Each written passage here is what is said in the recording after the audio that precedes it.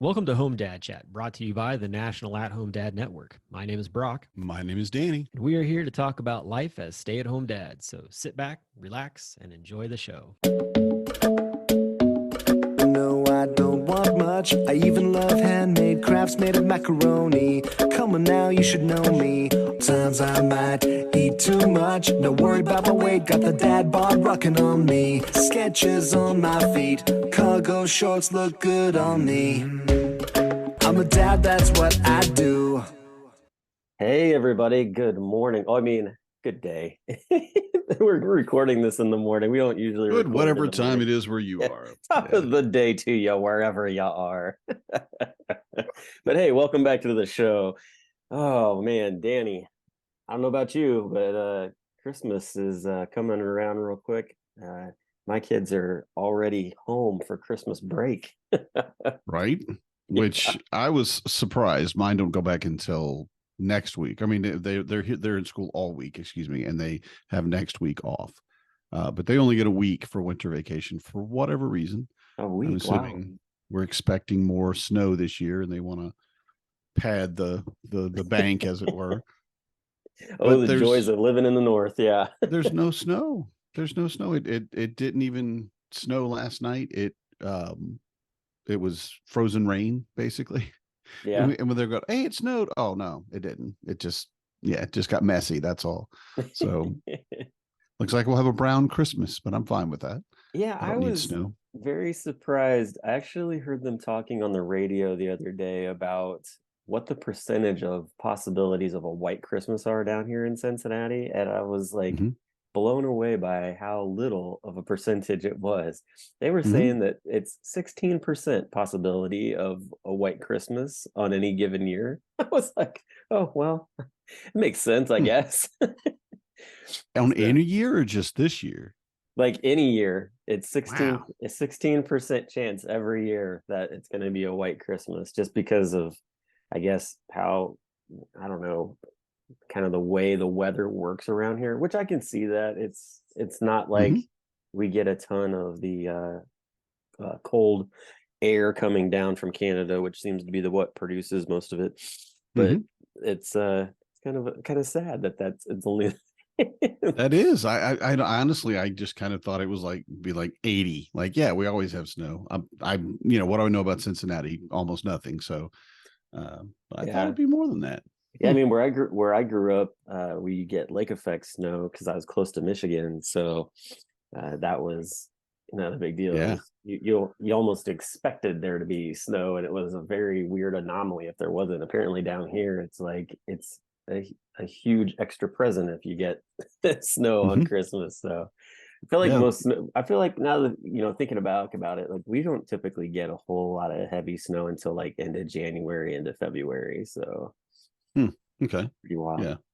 That makes sense. That's Yeah. definitely when it's colder. What's really funny to me is that I'll talk with other people who live south of me in Wisconsin, and they'll get snow, and they'll get a lot of snow, and I haven't gotten any, because we're like middle of Wisconsin, and it's something again about the jet stream or what have you, and the air just drops down below us and covers them and stuff, and we don't get the precipitation or we don't get the cold weather. I don't know, but I'm like, I'm jealous.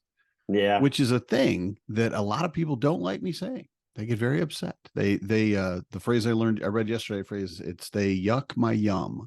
Oh, okay. I like these things. Those are gross. What?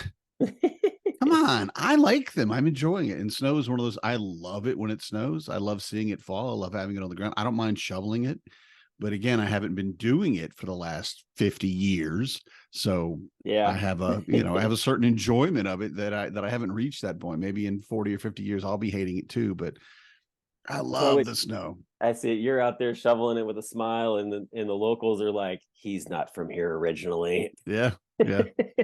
I asked my neighbor, he's got a very cool snow shovel. It's a much wider one than the one I've got. I'm like, oh, and for light snow, I mean, he cleaned his driveway in 3 walks, down, back, and down again, and he was done. And I'm like, hey, and I walked over to him like, that's amazing. Where did you get that? And he looked at me like, I'm going to kill you with it. Because he's having to shovel snow and he hates it. And he's like, I got this one at Fleet Farm. It's a big one. It's about $70.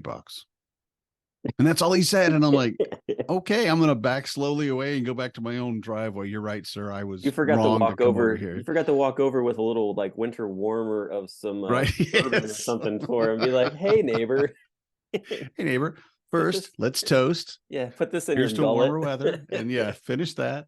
Yeah. Yeah. Yeah. Like the old Oh my St. goodness. Bernard, Yeah, the exactly. Yeah, you got to come jug of over. whiskey under his throat. I brought you a present. Let me help you. Mhm. Oh golly. Yeah. Well, yeah, with it getting colder and everything, Christmas is, coming around here soon. And also too, just I don't know. For me, uh I really enjoy seeing stuff from other countries when it comes to the holidays too, because I feel like Mhm. everybody celebrates things a little bit differently, but I like the traditional style. And being Mhm. someone who has family origin from Germany, uh, the like the Christmas markets are amazing, and that's kind of the fun thing about being in Cincinnati is that you get some of those Christmas markets here because there is such a huge German influence, Mhm. um, which is cool. Uh, and I find that to be just an interesting thing because today we're going to have a guest on who's actually joining us from Germany. Mhm. And he's a stay-at-home dad over in Germany, which I mean, I get it. There are stay-at-home dads all over the place. Yeah. We don't get to talk to too many that are international. We only get to really interact with one Mhm. international. Our favorite. Yeah. so, um, so it's like it's gonna be fun to talk to Carlos Baker. Mhm. He's got a lot of um, different things to peel like an onion from him. Like he's experienced a lot and been through some things. Yeah. Or a nice parfait. Yeah, that too. Yeah. So I love it. We have food references here on this. Parfait Um, have layers. but I think it's going to be interesting talking to him, just because he moved over to Germany, and I'm curious to find out what that was like, how he went over Mhm. there, and I saw in his one-page bio that he had some things that he struggled with when he moved over there, and that's not uncommon because I feel like we've had some members from the organization that have also done something similar where they've traveled across the seas to, uh, their spouse, their partner had a job and they spent some time over there, and I feel Mhm. like we heard from them occasionally on Facebook pages and stuff talking about some of the difficulties they ran into. Yeah. So Especially our military spouses. yeah, I mean, and that is a constant thing that, okay, we're going to move again in 2 years. Where are we going to go?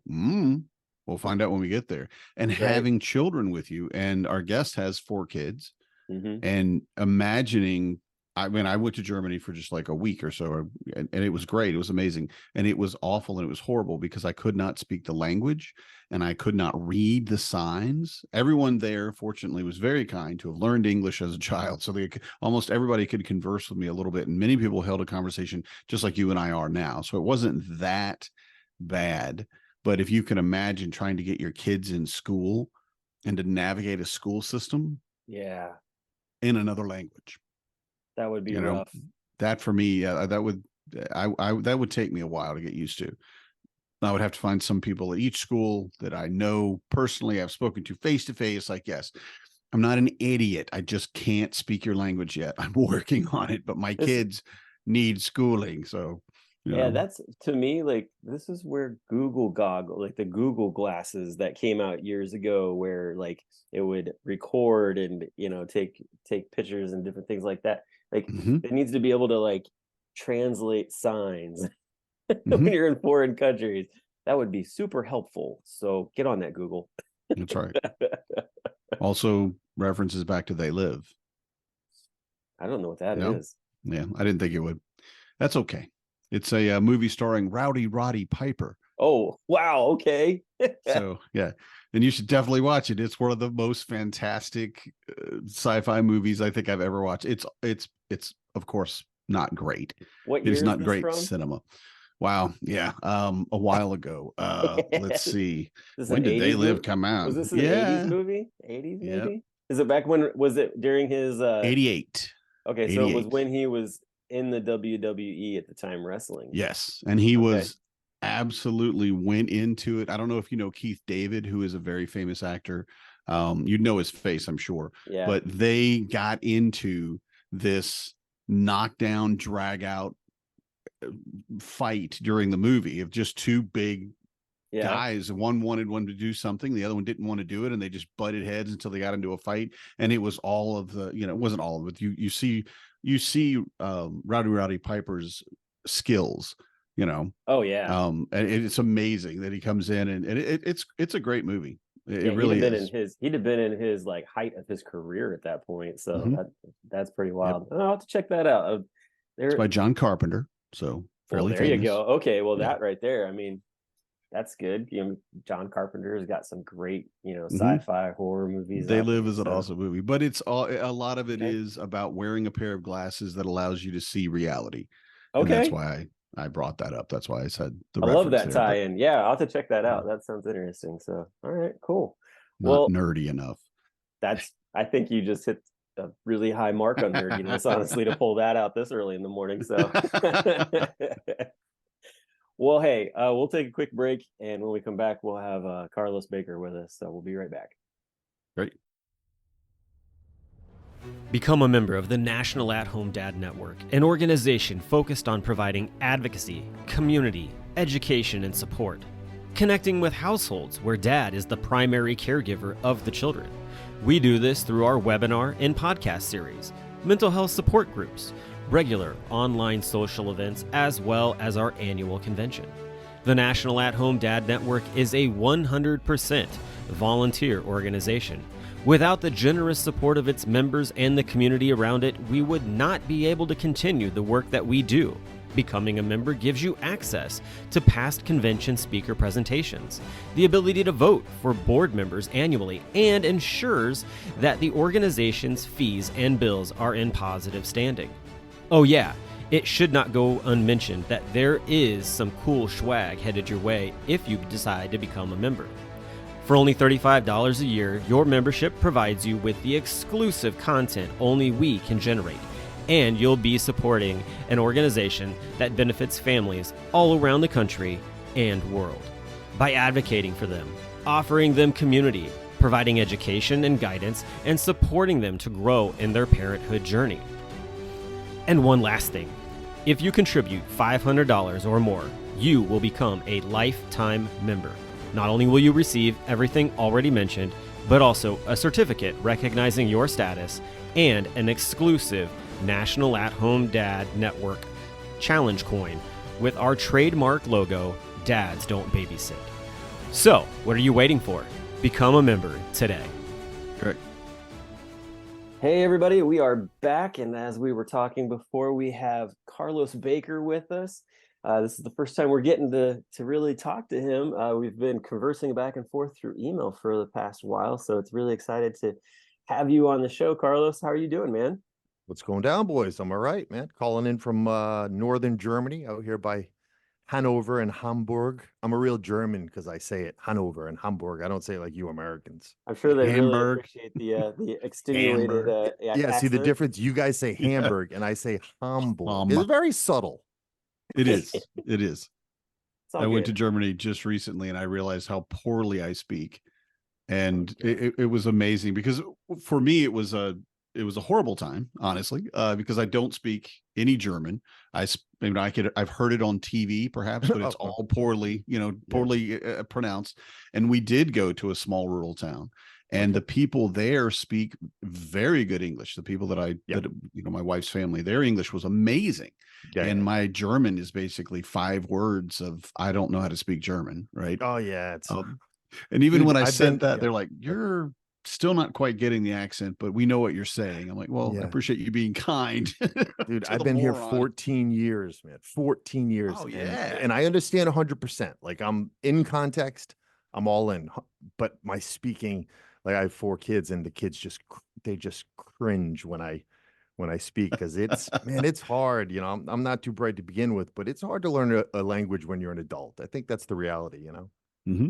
So you've been But they were in raised Germany there for 14 years, though. Yeah, it's actually hard to believe. Yeah, my kids we came over here when my kids were 7, 6, 4, and we were just about to have a newborn. We moved here, and the kids didn't. My wife's German, and my kids didn't speak a word of English. And what's so great about kids, and I know we've all heard these stories, but we threw the kids into kindergarten and first grade or whatever it was back then, and within a month they were speaking German to each other in the house.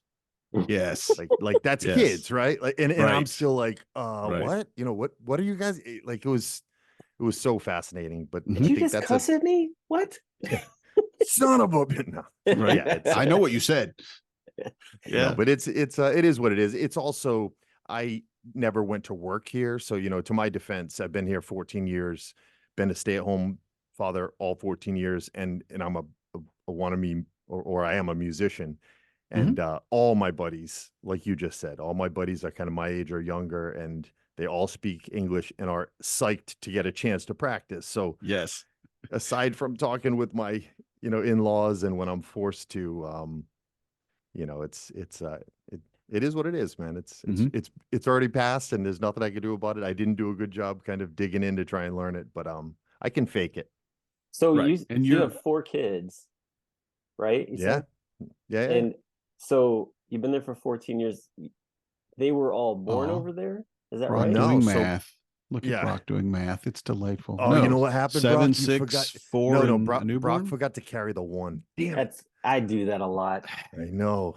Just scribble it out. No, So wait, so how old so are they I met now? my kids are all grown up. So I have Okay, that's what I they're in thought. the States. So I met my wife when I was 18, freshman year of college.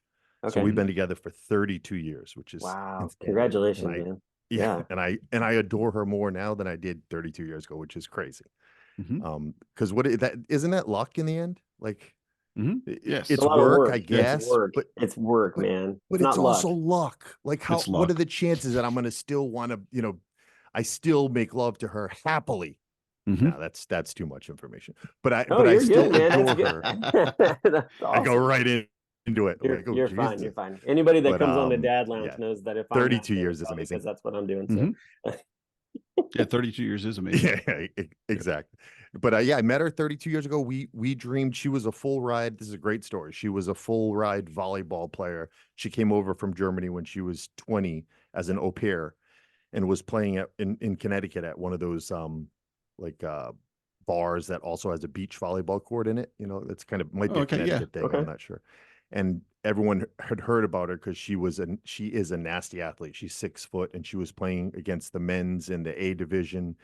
And the coach of University of Hartford heard about her, went to go see her play, offered her a full ride on the spot. I was Awesome. going there as well freshman year, and we fell in love. And we used to dream that we were going to have 4 kids, and they were all going to be volleyball players. And my 3 oldest kids, as we speak, are all on full ride volleyball scholarships in the States. Awesome. nice. Okay. Good What's up, job. baby? Woo! That's right. Let's go. No, it Making the is. dream come true. We still just, we still just shake our heads, and it is hard to believe that it kind of happened. And even weirder, I'm a normal sized dude. I'm 6 foot. My wife is 6 foot, which is a little bigger than taller than average. But Mhm. my son is 6'7". We don't have any that height in either one of our families, and he's this freak athlete. So he's actually in New York City, and yeah, we're so blessed, man. That's That's awesome. awesome. That is wild. Yes, So that's yeah, great. and German people, I mean, some of them are tall, but I would imagine he probably stands out in a crowd. Yeah, what's funny is if you're from this world, so both my daughters and my son were in the Germany does a great job with athletes, and with with athletes, and putting them into their kind of system and bring them into their boarding schools and all that stuff. So from a young age, all my kids, the German system took them over. They all went, the girls moved to Münster, Germany, when they were freshmen in high school. And my son moved to Frankfurt, Germany. So the German system has been great to them and to us as a family, and kind of, helping them move along, and getting to travel, and all this kind of stuff. But we're in this world where everyone's tall. Like, my Okay. daughters are 6 foot, 6'1". That's actually short in the world they live in. Yeah. which is very odd. I would say, yeah, you come And over here then to America, they're tall. oh, they're For- well, for yeah. a In girl. America, they're monsters, and the parents when we kind of go to those, we've been doing this for the last decade, kind of traveling on the weekends to volleyball tournaments, and all the parents are, 6'5", 6'7". It's just they're just tall people. So Okay.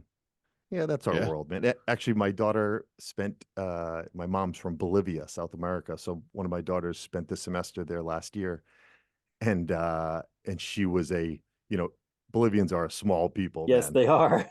And needless to say, she's a very tall blonde American, and it was I only went for a week to visit her and my mom, but it was funny to see the attention she got. She I bet. was very uncomfortable with how the locals were so sweet. They'd come up with her to random would just come up and be like, "Can we take a picture with you?" She's like, I guess, Right. just because she's Right. tall and blonde, pretty much, Mhm. Yeah, Definitely. I mean, it's exotic in its way, but also just the fact of the height Yeah. that in itself, like we don't see a lot of tall women. 6 foot is like surprising, much less any taller than that. You Yeah. know, so yeah, It must but be like China. I haven't got a chance to do China, but I'd imagine China is similar, right? It's everyone's Oh, kind of yeah. shorter when. It's now I haven't been so, but I've had friends that went and they're shorter than me. I'm only 6 foot, barely 6 foot, but they're 5'10", what have you, and they are head and shoulders almost taller That's than. I mean, funny. you see them. They've taken it. This is me in the crowd, and someone took his picture, and Yeah, you yeah, could yeah. see his head whoop, It's above so funny. everybody. Yeah, and he's like, And it's very just the humbling. melting pot thing, right? That's the European Mhm. American melting pot, right? It's Yeah. just kind Mhm. of, which Well, is it reminds me fascinating, of right? like Arvis Brakeen, one of our good friends Arvis. who in the network. He's 7'4". He's got twin 13-year-olds, I believe, who are six Mhm. five, That's and nuts, man. and I know he'll walk around. He lives out in Phoenix, Arizona, and he'll walk around, and people think he's a basketball player. Yeah. They all, I mean, he's this Used to be. tall, lanky guy, but yeah, they're all like, "Oh, do you play basketball for the Yeah, Suns? where Or do you play? Where do you play ball? Because where do it's you play ball?" obviously Yeah. you play ball, man. He's Yeah, so sick of hearing that. And I did, he is. Yeah, I read I think I read a stat that one in 10 7-foot humans on Earth play professional basketball, which makes sense. Like yeah, the other 8 are just angry that they're not athletes. definitely. Wait, I want to back up real quick, Try. Carlos. So I'm looking at your one sheet on some things here, and you know, you mentioned in here that you're a songwriter, a musician, and an author, and the one that sticks out to me is you're an amputee survivor, and I see your picture here where it looks like I don't know if you cosplaying, I think is what that is. Yeah. It looks like you're at a Renaissance festival or something. That's not cosplay. That is a cool picture. Is it a Yeah, USCA where what you were fighting? this was so random, I man. love it. You got So like a yeah, sword leg.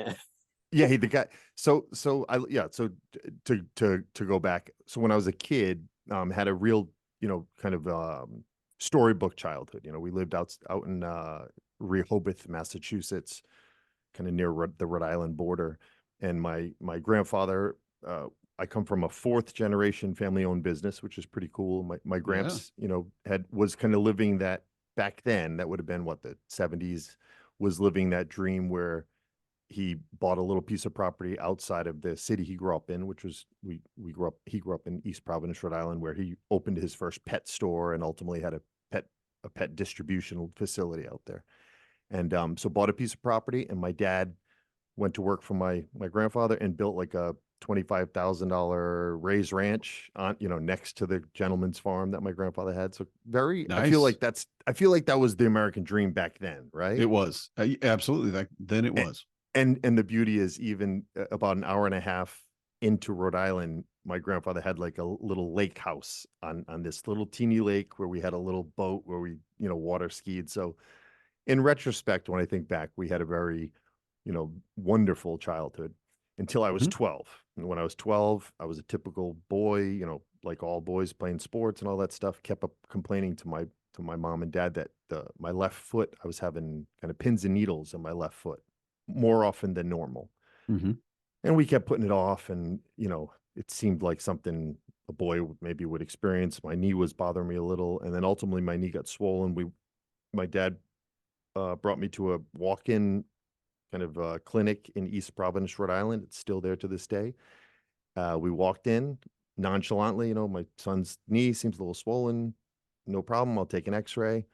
And the guy, the doctor on call walked in, and even at 12 and a half, I so vividly remember when he walked in, the energy was so heavy that even as a 12 and a half year old, I was like, oh, it must be something. Like it must not Yeah. be simple. And he didn't say it outright. He said, yeah, you know, there's something happening there. I'm going to send you over right now to a colleague at Rhode Island Hospital. I want you to go there right now. You know, we think there might be something that we need to take a look at. And he knew right away that it was a very far along, a tumor that was totally engulfed in my knee and kind of up my femur bone. And from there began this insane 2-year battle of the cancer. They ultimately found osteogenic sarcoma, which is a bone cancer found in usually teenagers. And yeah, from one day to the next, it was all in trying to figure out how to save my life for way too Yeah. long, it seemed. Ultimately, they tried to save my leg from basically right from that would have been 87, December of 87. So I was 12 and a half years old, and tried to save my leg for 2 years. I had chemotherapy for a year. They took tumors out of my left and right lung. All the things that kind of could have gone wrong went wrong. And for all intents and purposes, I wasn't supposed to survive. And for some odd reason, you know, I've done a bunch of these podcasts, and it's always the same question: why did you survive? And you know, ultimately, the answer is so strange because I was in the worst shape I could have been. So I would get 4 months of chemotherapy, and then they'd find tumors in my lung, and then I get the surgery, and then they do 4 more months of chemotherapy, and they'd find tumor in my other lung. So it was like, you know, and people all around me were dying. These kids that at Dana-Farber, whether they had Ewing's or leukemia or all these different types of cancer, they were dying all around me. But what's strange is it never once dawned on me that I could die. It never crossed my mind. I never said to my parents, am I going to survive? It was just like, oh, you know, more surgery, and then again, when my parents think about it, I was always kind of for lack of a better phrase, a free spirit. So it's kind of in my own world a little bit all my life. Definitely very confident, definitely kind of full of myself to some degree, even as a kid. And it was just like, more stuff. Okay, another surgery. Yeah. All right, whatever. And oddly, there's a story that goes along with it that I'm always reticent to tell because it tends to be taken very religiously, and I'm not a religious guy. I'm an atheist. So, but I'll tell it because people get a kick out of it. Is they found 9 months into surgery, they found a grapefruit-sized tumor in my right lung, which basically the doctor said to my parents, do you want to take the lung out or you know, one of the lobes, or take the entire lung out, or do you want to go make memories? Because your son is obviously, you know, I was skin and bones at that point. And my parents were like, bring him in, take the lung out, and we're gonna go find some different chemotherapy my mom's quite spiritual. She's from Bolivia. She heard about some guy coming into Seekonk, Rhode Island, Seekonk, Massachusetts, which is kind of near where we live. Very white, kind of upper class town. And there was some healer coming through town, totally random. So my mom and dad bring me there. This is the night before I go in for the surgery. We walk in, and in the front there's a woman there playing guitar, an American woman playing guitar and singing Spanish music, which in itself was kind of odd. Yeah. There's no Spanish people in Seekonk, Rhode Island, Right. Seekonk, Massachusetts. So to make a long story short, I end up in the front of of the church, and there's people with their hands on my chest, kind of speaking in tongue. It was very emotional. I was 12 and a half and super sick on crutches. And I must say, whether it was the emotion of the moment, but I was crying, and I did feel warmth because there was a bunch of strangers' hands on me. And and to show you how kind of my personality, as we're walking out the door with my mom and dad, as a joke, I threw my crutches to either side and I was like, I'm healed, just being a silly kid. And my dad's like, you can't do that. That's Right. blasphemy, Right. grab your. So, yeah. And went home, I thought nothing of it, went into surgery the next day and woke up to the news that there was no tumor in my lung. It was gone. And that happens. The doctors say it happens. They don't know. They don't have answers for why it happens. right. But Right. in the Some end, people will say God. Some people will say, right. no, this just happens. It's not. Or Yeah. we have the All ability, sorts of reasons. I tend to think that maybe we have this ability to tap in. And one time a doctor, when I was a friend of ours that's a doctor, and I was saying, yeah, who knows why that stuff happens, and his response was really funny. He's like, well, Carlos, if someone gives you a kidney transplant and puts a foreign object in your body without immune suppressants, within hours your body is attacking that very specific organ and will kill it. So he's like, Yep. so it's not theory that we can heal ourselves. It's fact. The question is, how can we heal ourselves? How can we figure it out? And not to say that who knows what happened. The bottom line is, they made the decision. The doctors made the decision to say, okay, we don't know what happens. We're done at this point. We're not going to do any more chemotherapy. We're going to wait and see. And that was it. I went at that point. My leg was in, I still had my leg, but it had a staph infection in it, and they had done a bunch of surgeries to try and save it. And ultimately, about a year later, we opted to amputate it to them just above the middle of my thigh. So I have about 19 centimeters of femur bone. And again, kind of atypical is if any 13 or 14-year-old, I was 14 at the time, would lose their leg. Normally they'd say, yeah, that was the worst day of my life. For me, I had just spent 2 years sick, and my leg was completely and utterly, it was barely a leg anymore. It was oozing. It was just a total mess. It didn't bend. It gave me pain. So when they amputated it, for me, it was like a win. Yeah. So, again, I look back, when I look back on my life and I try and make sense of it, and Lord knows I've had plenty of ups and downs, and I've dealt with I have demons. But when I look back at those memories, the way I remember them, and my parents will say, well, you're an idealist. You don't remember the hard times, but they were good times. Like, I remember it as being a positive. I was getting a lot of attention. The nurses were amazing. I was fascinated by the doctors, so, the whole experience, and as fathers now, as fathers, I understand now what it did to my family. So I understand that for me, it wasn't seemingly that bad, but it destroyed my family. It killed my mom and dad. I don't know that my father ever recovered to some degree. I think his heart was broken to the point where I don't know that he recovered. I think I'm very close with them.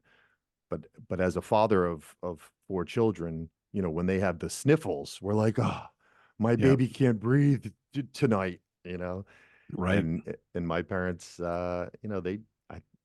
they told me everyone assumed I wasn't going to make it, and that was just the reality of it. So, yeah, that's my cancer story. Wow. Yeah.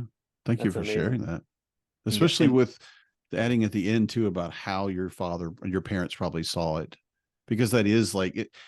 I do not like feeling helpless. I really don't. But every single time my kids are sick, absolutely, it doesn't matter what it is. They have poison ivy. Okay, I'm going to try to put some stuff on you. They're not going to be harmed. It's not going to be injurious to them. They're going to get over it. Like you said, a cold for one night, you're okay.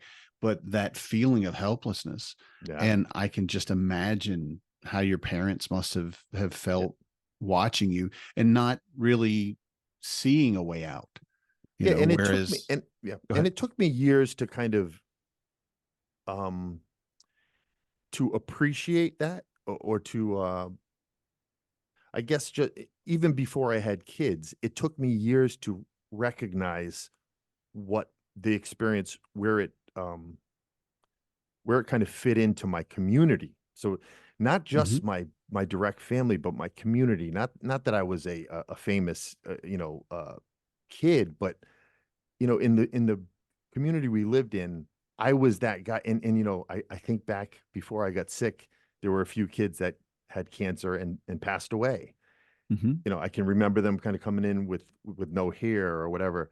And, Oh yeah. and it took me years to even come to terms that, oh, I was that kid for everyone else in the community. You know what I'm saying? Like Oh wow. Yeah. it, it's kind of Yeah. really, and one example always pops into my head is I had two really close best buds, guys that were kind of with me the whole ride. And after we went to college, one of them was going to UMass to be a teacher, and so this was freshman year. We are 18, and he called me and he said, "Hey man, I just want you to know I wrote a book for one of my classes. I wrote a children's book about you." And I was like, "Oh, that's so cool, man. You know, whatever. Send it over." This is pre-internet, so you know, send me a physical copy, man. Yeah. Yeah. So he sent me a copy, and it kind of went through. He drew it and went through it, and one of the pages was like, you know, and we all thought he was going to die or something like that. And I literally called him. I'm like, "What are you talking about, dude?" Like that's how naive I was. I'm Yeah. 18 years old, and I'm like, "What are you talking about?" He's like, "Dude, do you not know that everyone just assumed you were going to die? Like what?" And I was like, "No, didn't know." So it, Yeah.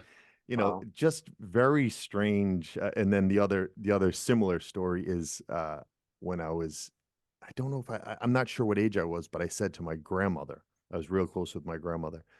I think I was learning about the Depression, so it must have been high school, the Great Depression. I was asking her just one on one in her house. I said, you know, what memories do you have of that? And you know, what was the worst thing that happened in your life? And she was so cute. She was like, "Well, I guess you."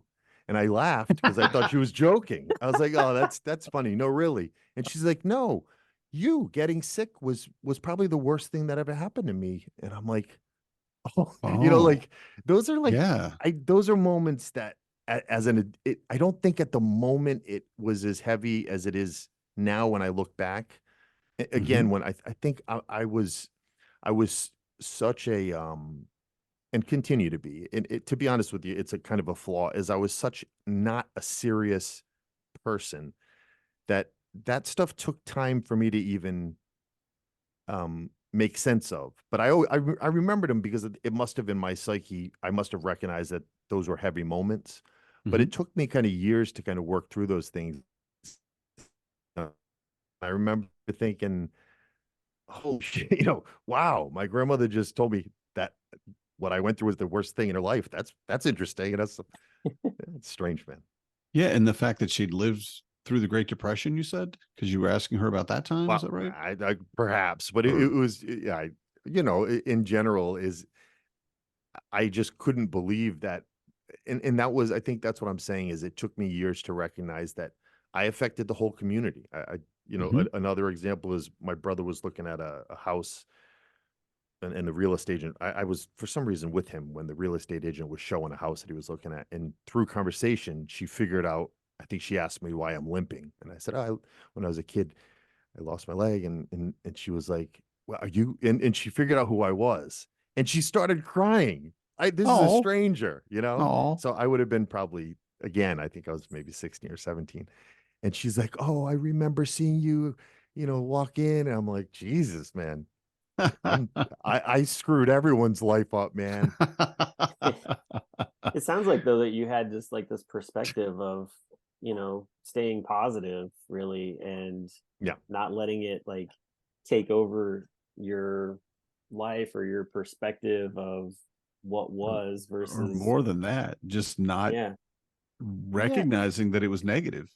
And I Like you use said, the you word never came to your mind that you were I gonna use that the you might word die. naive. I use the word naivety, and then when if I'm with my buddies, or I say it's almost like I was so dumb, and you know, not literally, but I was such a there was such an innocence about I was a young 12 and a half year old. I wasn't kind of a, an inner city wise. I was a kid, Mhm. Yeah. and I was just dumb. And my parents were like, "Oh, you got to get you got to get this, and you got to get chemotherapy."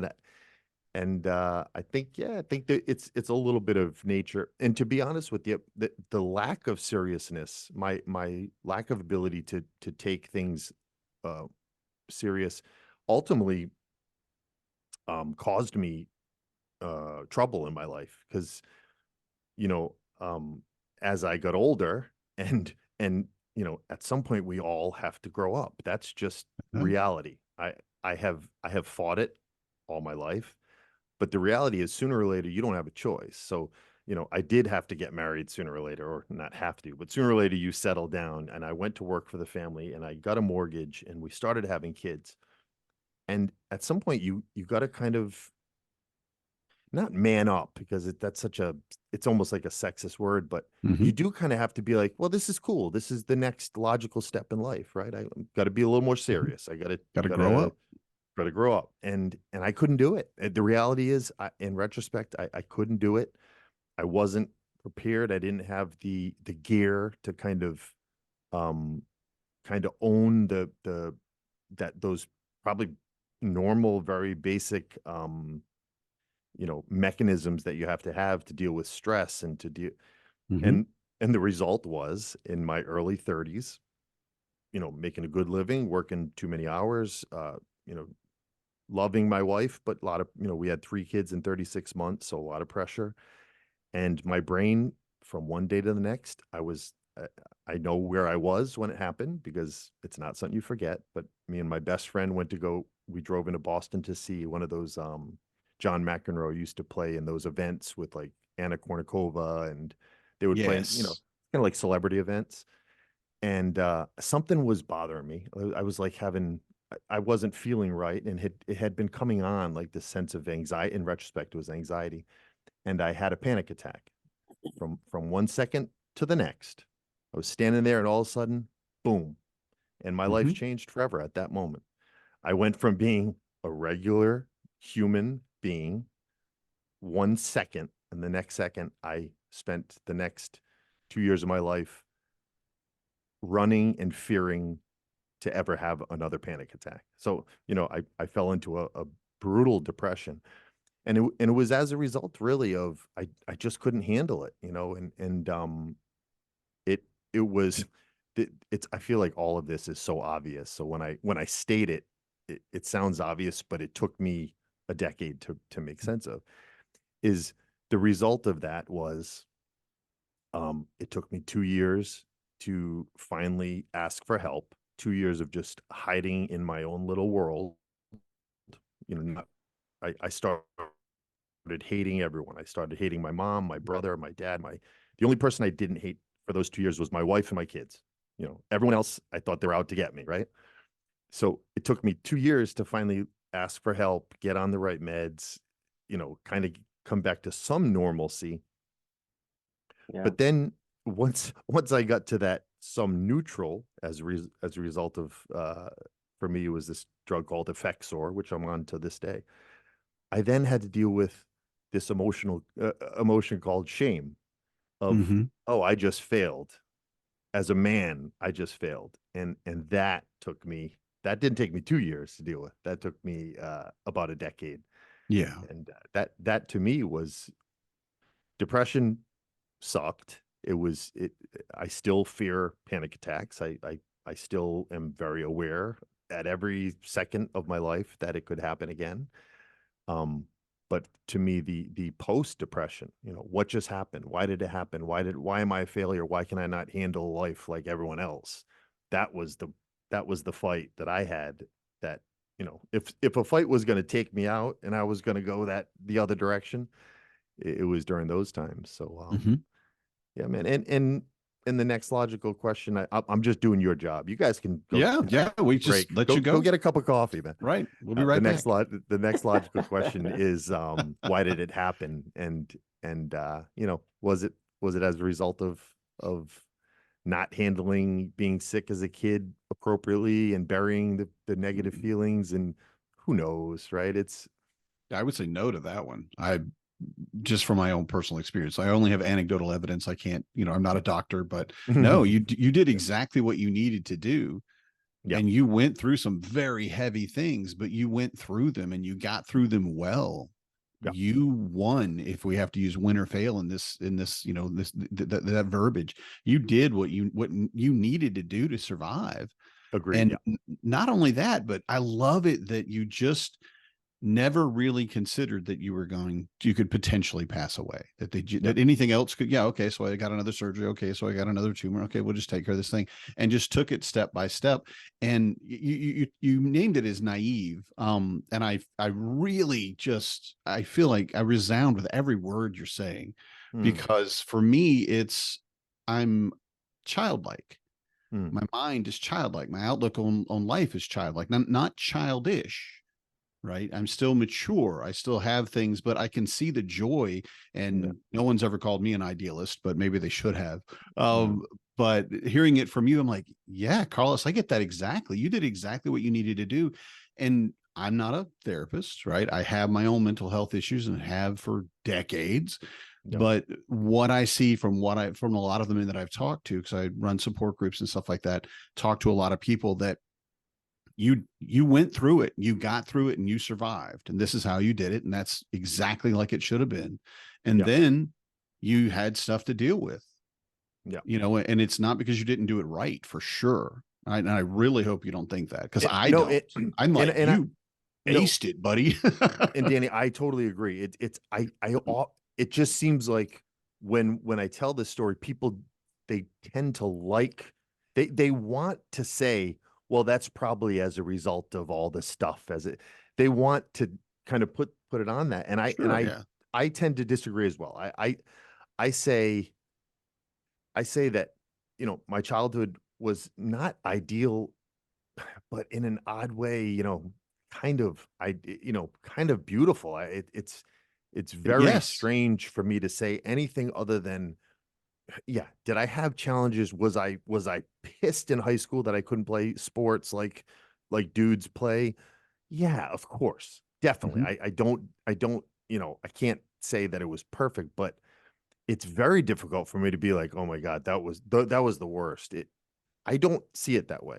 My parents do remind me, like, you had a lot of bad days. Like, there were days and I'm like, okay, but I got to be honest, I don't remember them. So, and as far as the depression, it's in my family. Well, the funny thing about depression, and I do feel like I'm assuming we're all similar generation, right? I'm 50, so I mean, you guys are. You're closer to him than me, but yeah. 54, 55 in a month, and the AARP already knows it and has been hunting me down. Oh God, nightmare! Terrible. I got a email from some restaurant, Perkins, I think it's called. I don't know the restaurants here yet. I've only been here for a couple of years, and they sent me their, hey, we have a special 55 and over. You get the senior. And I went, get out. I refuse. Get out. I'm not right. gonna accept Right. that. Right. Anyway, sorry. Yeah, but we're about the same age. We're close. And I do feel like our generation, I hope, man, I hope we are the last generation that there's kind of so much, you don't talk about depression. Stigma. I mean, our generation still has it. This new generation, it's like a rite of passage, it seems, which I said that a little too off the cuff. I shouldn't say it that way. It's different for this generation, right? But after I was more comfortable to start to talk about it, and I started kind of talking to my family, my dad's side of the family, it was so annoying. They're like, oh, we're all on. Oh, everyone on this side of the family is on, and we all went through it. And I'm like, what are you talking about?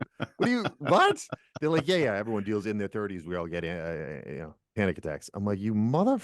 So I think it was coming for me no matter what. I think in my case, I'm not a therapist either. This just in, but I do feel like it was super chemical for me. And when the doctor did kind of once we did find that right, again, it was Effexor for me. I think it was chemical, man, and it's been 15 years and, I did the work, man. I did a lot of work to make sense of the emotions that come with it. But from a chemical standpoint, I don't fear too much, even though I say I do. I don't fear that I'm going to fall back into it. I guess it could happen, right? It would be bizarre if it did, but it could happen. But yeah, I mean, I don't equate the two, man. I guess in the end, depression for me is much like cancer. Is as tough as those years were. My perspective on how my brain works, on seeing that dark side of, seeing that other side of the way my mind doesn't work. It's given me, you know, tremendous perspective on how life works. And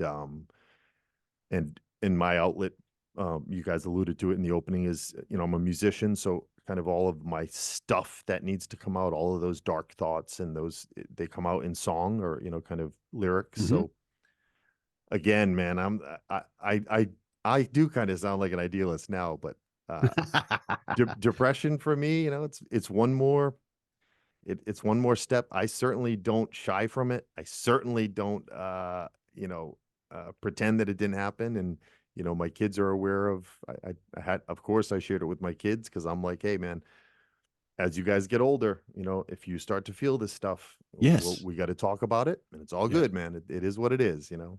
And I love it too, that because I've noticed that with myself, is you have the ability to look at it, unlike, as you mentioned, the previous generation, which Yeah. would warn you. You know, Yeah. they would admit these things happen and say, yeah, just in case these things come along, let's be prepared for it. Let's understand that this is potentially a chemical thing in our family line. Yeah, man. And It's like anything, get it. right? I mean, we, Yeah. again, stating the obvious, it's like high blood pressure, man. I mean, Yes. in our family, we're probably going to run into it. You know, one of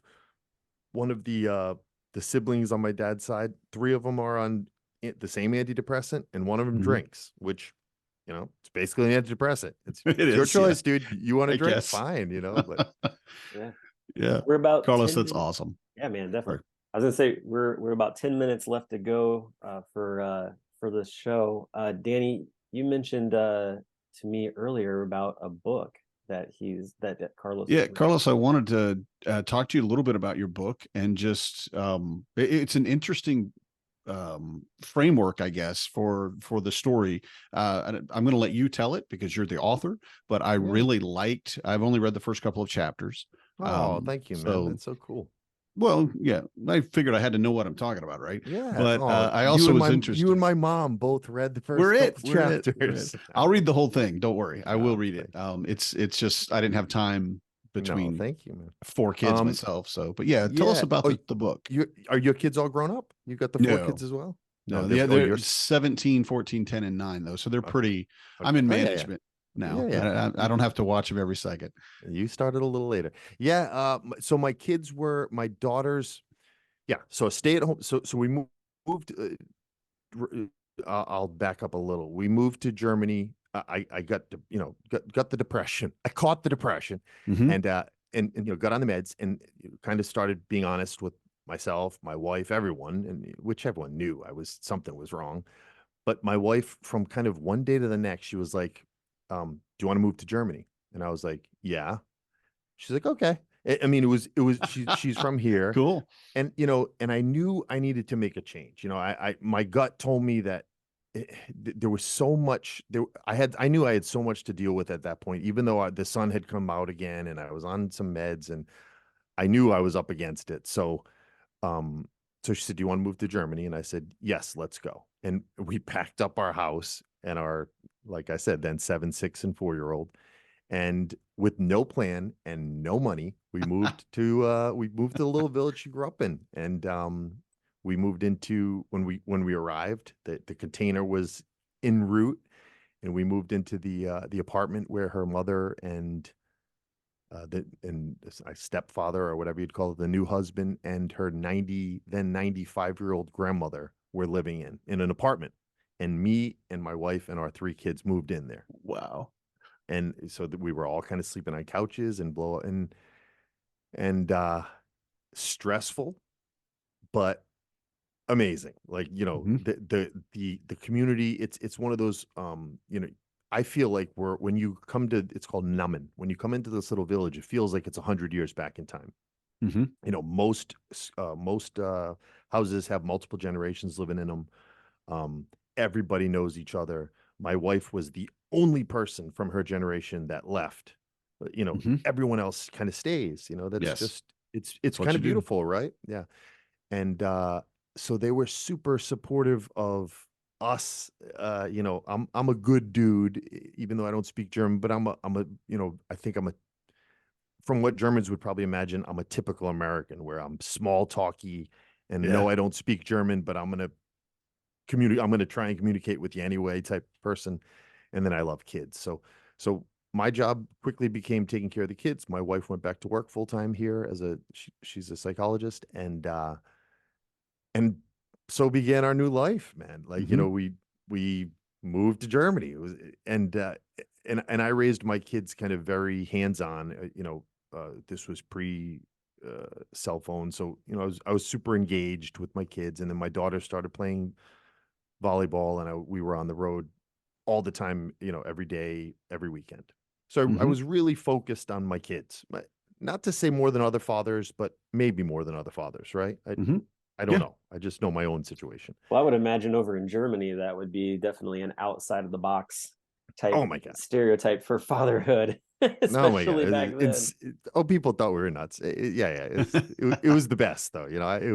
I loved, I got to know every kid in the, in the village, and it was the best.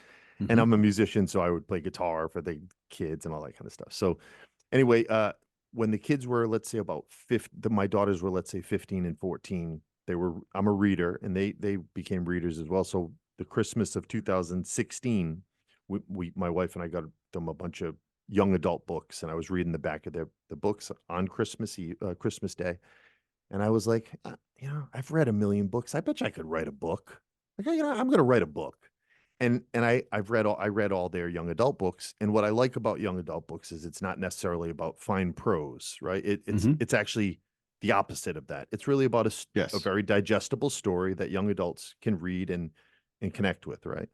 So I was like, I can do that because I'm definitely not a writer. I don't know what fine prose is. I actually don't even know what that phrase means, but I definitely can come up with a story. Mhm. And I bought a little shitty computer, and for 18 months, every single day, every free minute, I wrote. And there was no plan. I didn't have kind of an outline, nothing. Just like I approach music, writing, songwriting. I was like, okay, I'm going to sit down today and let it kind of happen. Mhm. And what ultimately happened was the main character was a 16-year-old girl a volleyball player who, when she was 1 years old, her 16-year-old brother was facing the same cancer that I went through, the same thing I did, but was terminal. Mhm. So he made the decision to write a novel. Write a few months of his life, and with instructions to give it to his then 1-year-old sister on her 16th birthday as a way for her to get to know him. So that was Mhm. the concept. That was the big concept that it started with, Mhm. which was really kind of, it wasn't planned. But when I then had to sit down and think of, I don't think I had ever, I don't, I mean, I know I had never dug in to memories of the sounds and the smells and the experiences that I went through those 2 years. Mhm. I just wasn't that type of dude. I hadn't gone back and I hadn't dwelled on it. So I found myself, aside from the other characters that came to life, this particular character became this amazing kind of like therapeutic journey where I was like, okay, what stuff happened? Like, what can I Mhm. remember? And and there's a handful of examples that I know for a fact I had never taken the time to dig in and remember them, and certainly not talk about them with anybody. Mhm. And one example I think it's a great example of it is after the amputation. So right after, when you wake up from, in my case, from an amputation, they put a cast on your stump, and Mhm. that's to keep the swelling from, it's keep the swelling down. So a real tight cast. And about 3 days after the surgery, I get taken into a room with my doctor, Dr. Mark Gebhardt, wonderful man.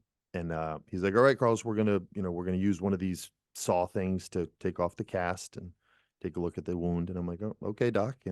He had been my doctor for the last 2 years. He had done all the surgeries.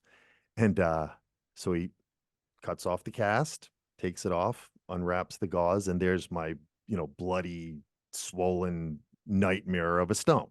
Yeah. I'm 14 and a half years old, and I'm Yeah. seeing my stump for the first time, which just this statement in itself is heavy, right? Yes. And Very. the doctor, I can just so vividly, he goes, well, and he's kind of like poking it, and he's like, looks pretty good, Carlos. And I'm like, I got to tell you, Doc, I'm not sure I agree with that. So there was even like a moment of levity in this such a heavy moment. Mhm. Like, but I know for a fact I hadn't thought of that, but to force oneself to reach into those in some ways dark but beautiful and and meaningful moments, and then bring it out and put it on paper, I feel like was super therapeutic for me. It was kind of just doing what therapy does when you go to therapy, is just bringing that stuff out and giving it back to the universe, or whatever, however you want to look at it, right? Yeah. And there were so many examples of that where when the book was finished, when it came to an end, and there's 5 or 6 stories that kind of interweave. When it came to an end, it was like, it was one of those moments where it's like, holy shit, I did something. Like, I don't know if, I don't know that I'm going to be the next John Grissom, but I started something, I finished it, Mhm. and I got it in my Yes. hands. And as a guy that struggles with self-esteem, as a guy that struggles with, whatever success means, that was a huge, it was a huge step for me. Means the world to me to have the book in my hands, and it means the world to me when people read it. Again, whether it's good, it really doesn't matter. It's mine. They're my words. They're my, so yeah, that's my book Yeah. story. You did well. I'll tell you I this. done it. I I'm read. successful. You are. You are. And just with your kids, that's enough. But Yeah. with the book too and your music, I will say I have not finished your book yet, but I've read enough books. I read a lot. I'm kind of a bibliophile. It's just one of those things my wife and I love to read together. And it's good. Oh, It really, and I thank you. recommend it. And I really think you should look at it. And as yourself, you're a success. No, thank you. That's my that sounds like my wife. She's always like, "You raised 4 wonderful kids. What more success do you want?" And I'm like, "Yeah, money, Yeah. I guess." Yeah, maybe the money. Yeah. It's always the money, Does man. everybody know my name? No. Yeah, Gotta keep working. yeah, exactly. No, that's all good. I'm actually today, which in the end is all we can ask for, right, Brock and Danny? Is today I am quite content, and what else can I possibly need? Mm-hmm. Yeah.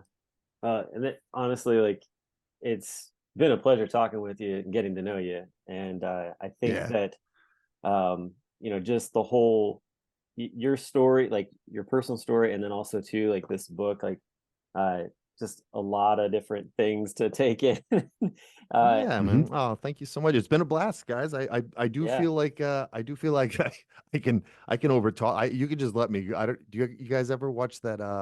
Did you ever listen to that Gilbert Gottfried podcast? Have you ever listened to that? No, I know he can no, I didn't talk. know he had one.